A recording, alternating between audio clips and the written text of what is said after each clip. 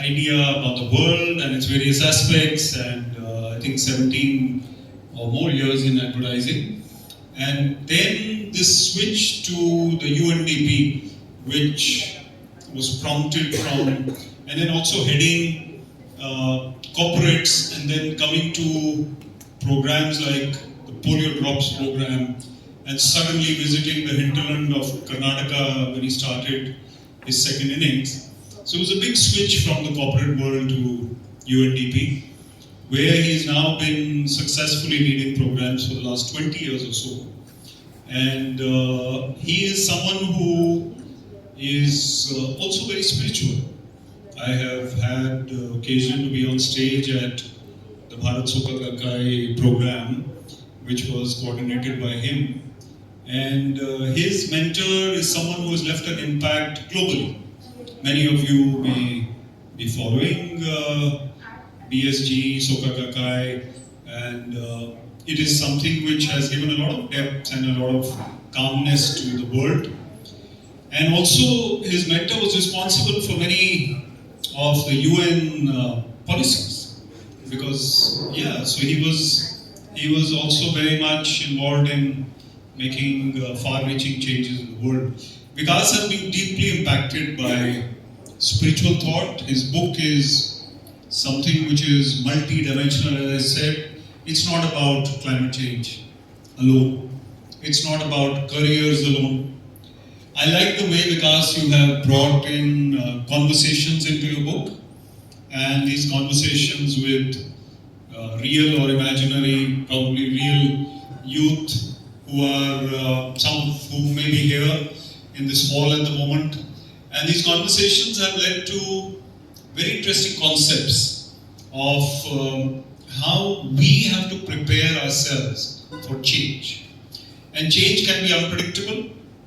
Climate change is something which we have covered, where we don't know what the future holds. Are we doing enough to equip the youngest generation with the wherewithal to handle climate change as it comes? Are we doing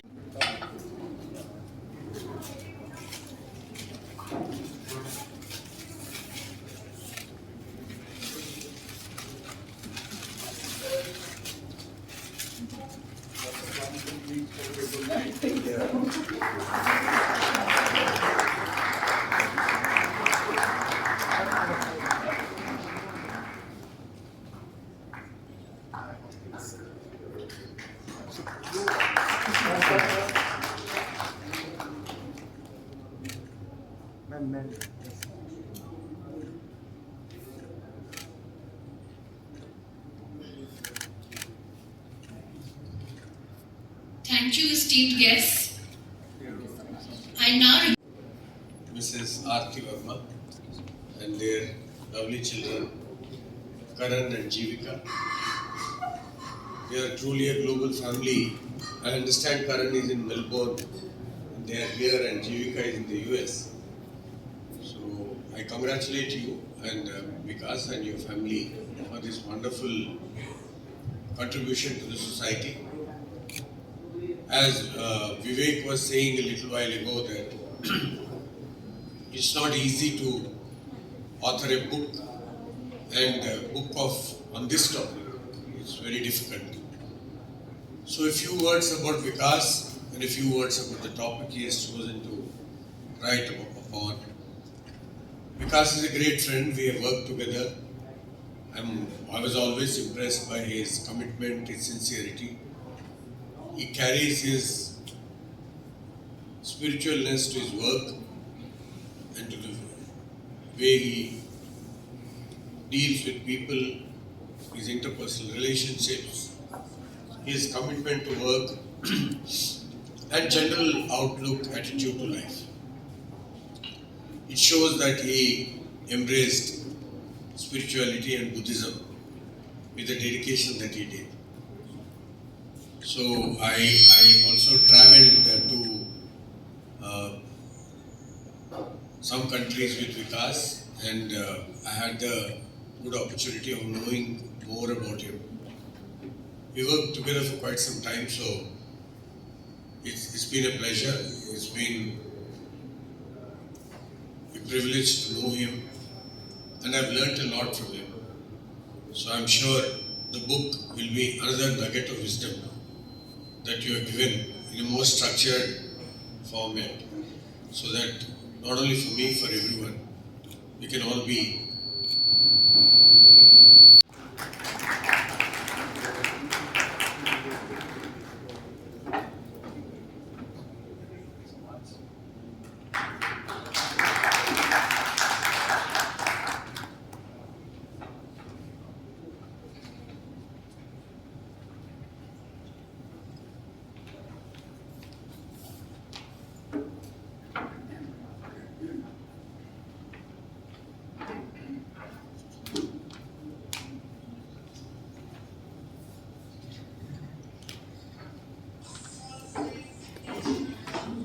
governments on climate change mitigation projects and sustainability related consultancy. And separately, I also engage with people on social media to raise awareness about various, environmental issues that we see all around us. So enough about us. Let's talk about the book in news. Be future proof. Another round of applause, please.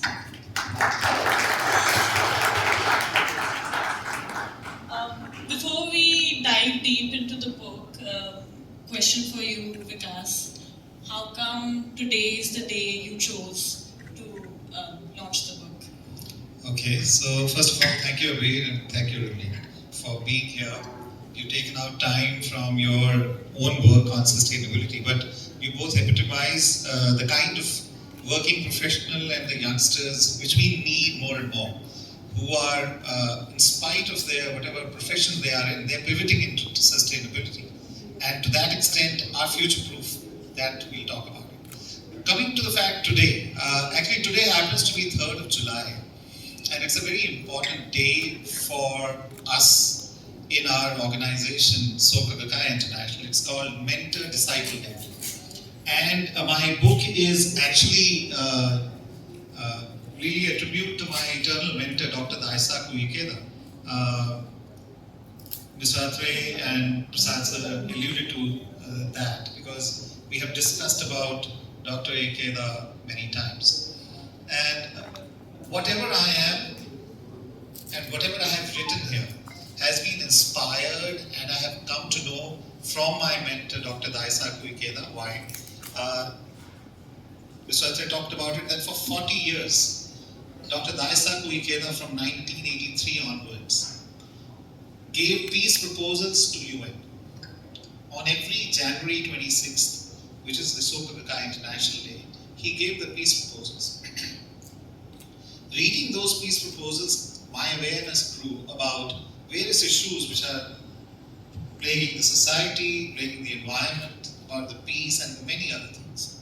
So that's the reason why I wanted to do it today itself. While I was writing this book for last 1 year, our mentor went on to his new life on November 15th, 2023. And I couldn't think of a better way to give my tribute than to have it on this particular day. Thank you for sharing that. So you shared the book with the two of us maybe a week ago, and we had the opportunity of going through the book. I shared it with you also. I really liked reading the book. I think we all are grappling with a lot of uncertainties around our careers, other aspects of our lives, the planet, with all the extreme weather events. So to read a book that talks about future-proofing all those aspects and taking a control of our lives is a very comforting thought.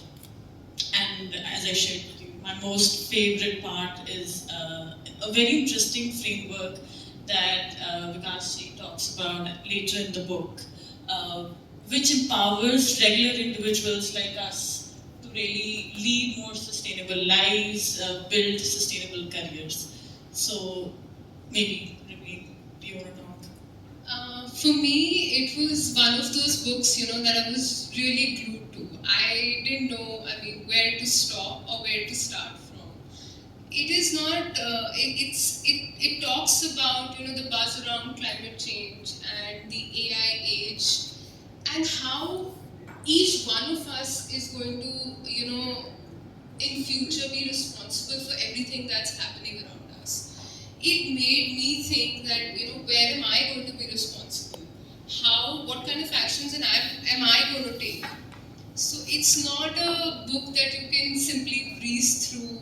I mean, it really makes you sit down, absorb, and implement things that we really need to do to save our planet.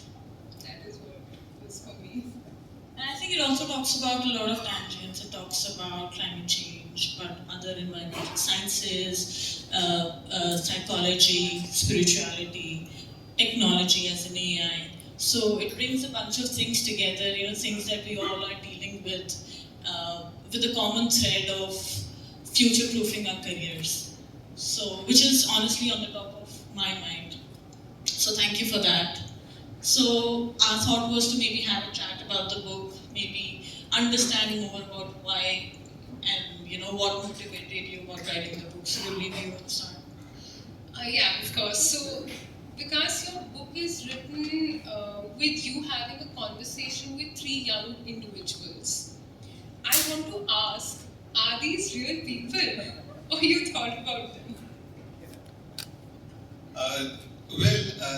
They kind of represent all the youth which we are seeing here also, and otherwise I keep on meeting them during the course of my job or otherwise.